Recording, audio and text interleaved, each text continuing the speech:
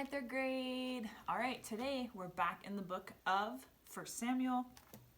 What we just read earlier, last lesson, was that Samuel came to the house of Jesse in the town of Bethlehem, and all of Jesse's sons go before Samuel. But what does God say? Nope, haven't chosen him. Nope, next. Nope, next, haven't chosen him. Samuel says, is there anyone else? And Jesse says, well, there's David. He's just the shepherd boy in the field. And who does God choose?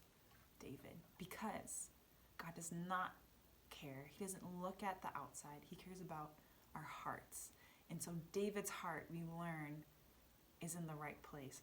It's the type of person that he wants to become king. So today, we're in 1 Samuel. In chapter 16, we ended last lesson in verse 13. Today we're going to start in verse 14. So open up your Bibles with me and follow along. It says, the Spirit of the Lord had left Saul, and an evil spirit that was sent by the Lord terrified him. Saul's attendants said to him, an evil spirit that was sent by God is terrifying you. Give us an order to look for someone who can play the harp. He will play it when the evil spirit that was sent by God comes on you. Then you will feel better. So Saul said to his attendants, find someone who plays the harp well. Bring him to me. One of the servants said, I have seen someone who knows how to play the harp. He is a son of Jesse from Bethlehem. He's a brave man. He would make a good soldier. He's a good speaker. He's very handsome, and the Lord is with him. Then Saul sent messengers to Jesse. He said, send me your son David, the one who takes care of your sheep. Which is crazy, because what do we know from previously that happened? Is that God has chosen David to replace Saul as king. Saul doesn't know that, though. So this is interesting. So Jesse got some bread and a bottle of wine. The bottle was made out of animal skin. He also got a young goat. He loaded everything on the back of a donkey. He sent all of it to Saul with his son David. David went to Saul and began to serve him. Saul liked him very much. David became one of the men who carried Saul's armor. Saul sent a message to Jesse. It said, let David stay here. I want him to serve me. I am pleased with him. When the evil spirit that was sent by God would come on Saul, David would get his harp and play it. That would help Saul. He would feel better, and the evil spirit would leave him.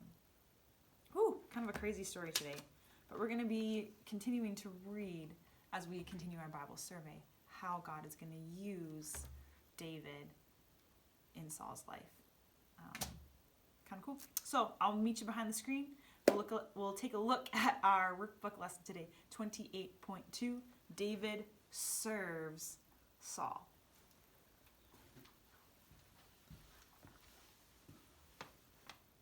Okay.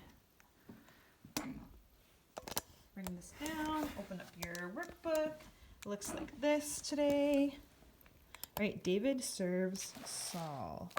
I'll see if I can get it a little bit straighter. Maybe not. Okay, woo. David serves Saul. All right, it says Jamal asked Tasha to tell him about how David served King Saul. Unfortunately, Tasha doesn't have her Bible. Read 1 Samuel 16, 14 through 22. Summarize the story in your own words. Well, we just did that together. So why don't you take a few minutes, see if you can summarize that story. If you need to go back and reread, that is totally fine. So that you can just write a few sentences of the story, a quick summary, right? A summary in your own words. Don't write all those verses. That'll take you forever. Okay, and then the last section you need to do today is color the harp gold if the statement is true. If you don't have a gold, just use some other type of color. The biggest thing is to separate whether it's true or false. So if the statement is false, color the harp black.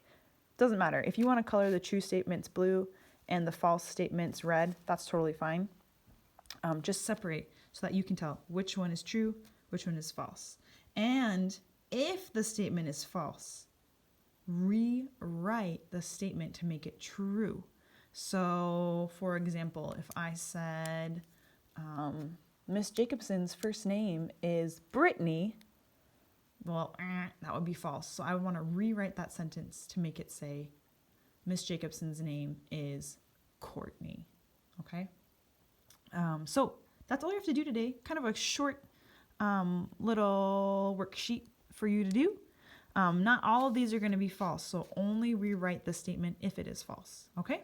You got this. Get working.